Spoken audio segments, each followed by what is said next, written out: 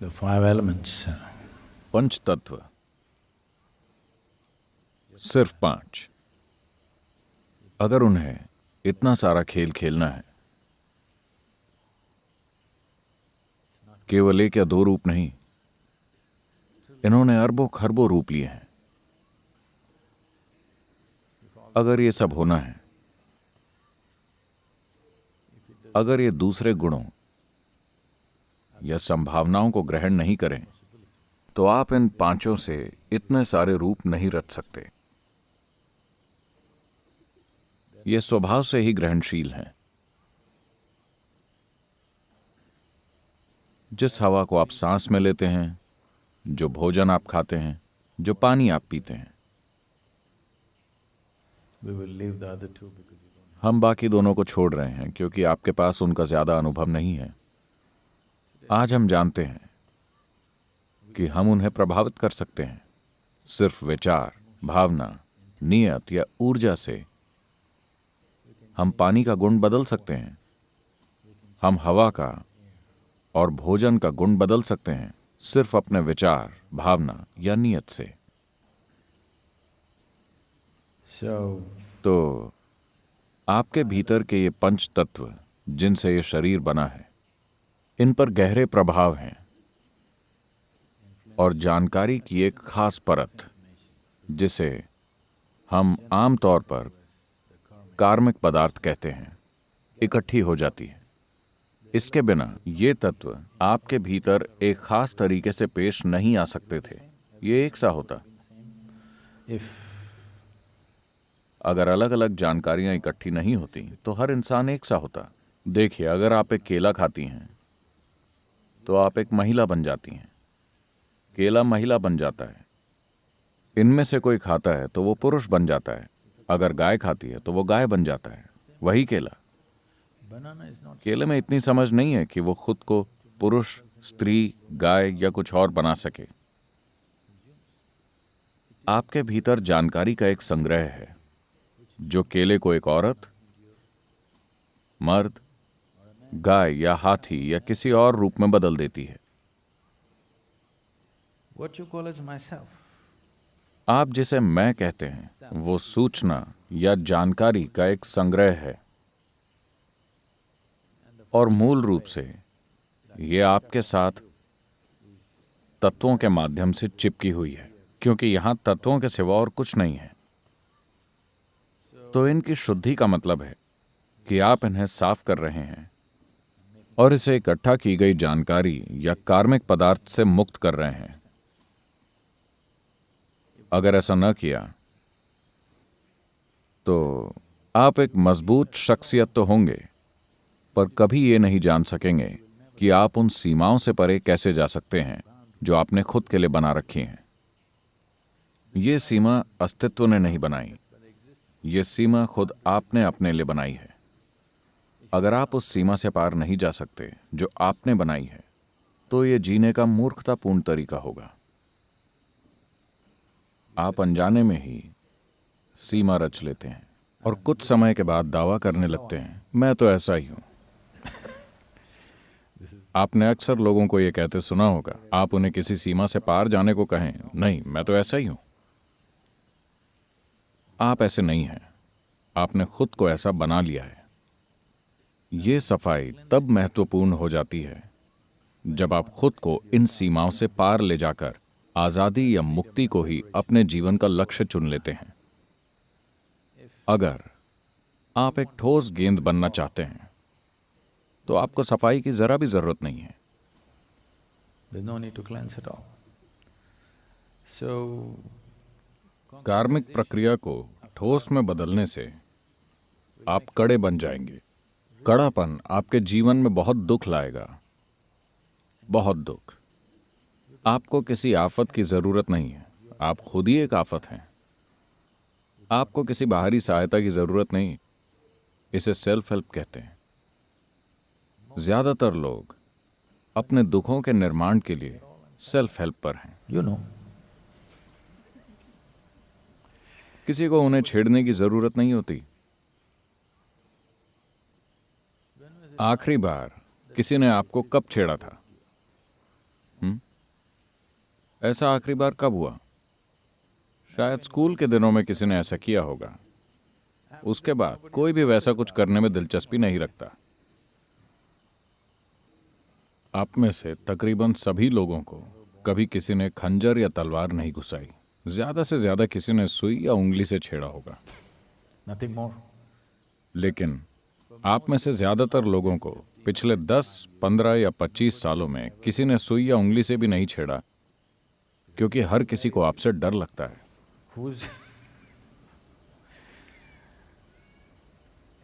तो कितना आप जितने दुख से होकर गुजरते हैं, अगर आप उसकी मात्रा देखें, गुस्सा, डर, नफरत, जलन, आप जिससे भी होकर गुजरते हैं, जो भी कष्ट झेलते हैं, बाहरी चीजों की वजह से कितना दुख हो रहा है और आपने खुद कितना दुख पैदा किया है। अगर आप गौर करें तो पता चलेगा कि बाहरी चीजों की वजह से पैदा दुख नाम मात्र भी नहीं है। नहीं, मेरी सास ने ऐसा कहा, मेरे बॉस ने ऐसा कहा, वो जो भी कह रहे हो, वो आपको चाकू तो नहीं घुसा रहे, कोई आपको शारीरिक कष्ट तो नहीं दे रहा ना, जब तक आप मिडिल ईस्ट में ना हो।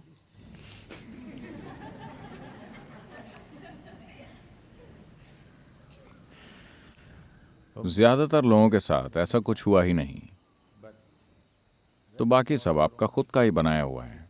ऐसा इसलिए क्योंकि ये छाप इतनी गहरी है that you behave in कि आप मजबूरन अपनी आदतों के अनुसार पेश आते हैं। हजारों बार वैसी ही परिस्थितियां आ चुकी हैं, लेकिन अगर फिर से वही होता है तो आप वही एक जैसी प्रतिक्रिया देते हैं। एक स्तर की जागरूकता की जरूरत होगी, आपको एक हद तक झकझोरने की जरूरत होगी, तभी आप कुछ अलग तरह से रिस्पॉन्ड कर पाएंगे। so तो भूत शुद्धि का मतलब है इस प्रक्रिया को बहुत ही बुनियादी स्तर पर करना। अगर हम सुबह के समय आपके मन को साफ करें तो दोपहर तक आपके मन में फिर से पूरी नई दुनिया बन जाएगी। यह तरीका काम का नहीं है। यही वजह है कि यौगिक प्रणाली में आपके मानसिक ढांचे को कोई महत्व नहीं दिया जाता। आप क्या सोचते हैं, क्या महसूस करते हैं, वो इसकी परवाह नहीं करते, क्योंकि अगर हम आज इसे बदल भी देंगे तो आप कुछ समय बाद फिर से इसे बदलकर कुछ और बना देंगे।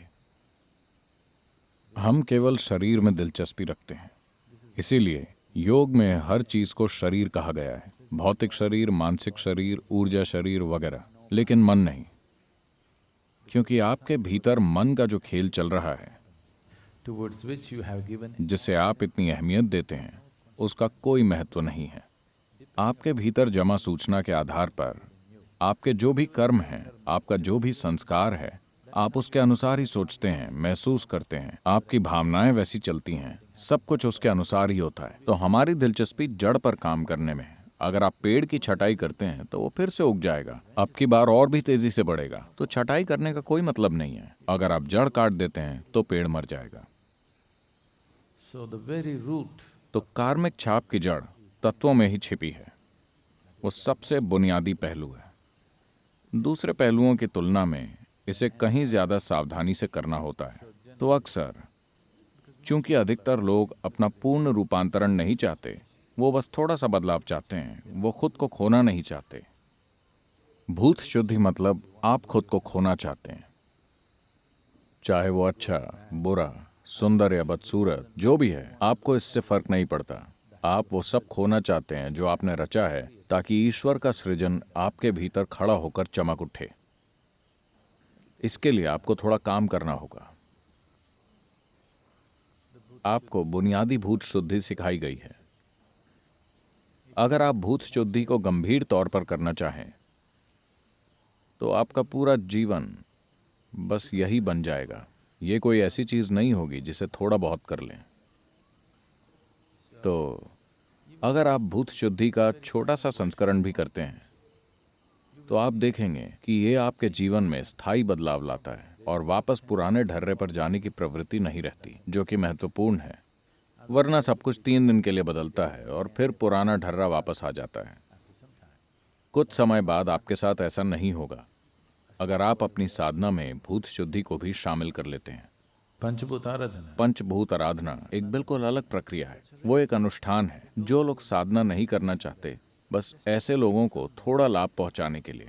अनुष्ठान की ये एक सुंदरता है। अनुष्ठान की यही सीमा भी है। कोई दूसरा आपके लिए अनुष्ठान कर सकता है। आपको कोई साधना करने की जरूरत नहीं है, बस बैठकर उसका लाभ लीजिए। पर यदि वो ऐसा नहीं करते तो आपको उसका लाभ नहीं मिल सकता। मान लेते हैं कि हम पंचभूत आराधना नहीं करते, तब आपको वो नहीं मिल सकता। तो अनुष्ठान में ऐसा ही होता है। इसकी सुंदरता यही है कि जो लोग इसके बारे में कुछ नहीं जानते वो भी इसका लाभ पा सकते हैं। इसके साथ ही जो लोग इसे करते हैं, अगर वो इसे ठीक से नहीं करते तो आपको इसका लाभ नहीं मिलेगा। अगर वो अनुष्ठान करते ही नहीं तो वो फायदे आपको कभी नहीं मिलेंगे। लेकिन अगर आप खुद भूत शुद्धि का अभ्यास करते हैं और इसे बनाए रखते हैं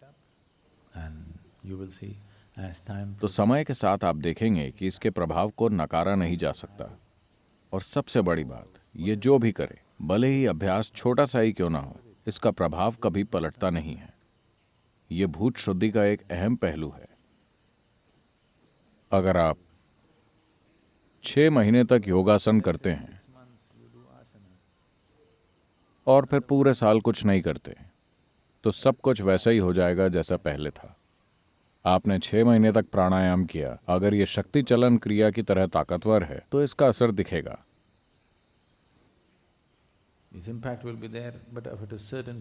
लेकिन अगर आप इसे कुछ समय के लिए नहीं करते तो इसका असर जाने लगेगा। आप ध्यान करें, कुछ समय के लिए शून्य ध्यान करें। अगर आपने कुछ समय के लिए इसे नहीं किया तो इसका प्रभाव जाने लगेगा। लेकिन भूत शुद्धि की प्रकृति ऐसी नहीं है।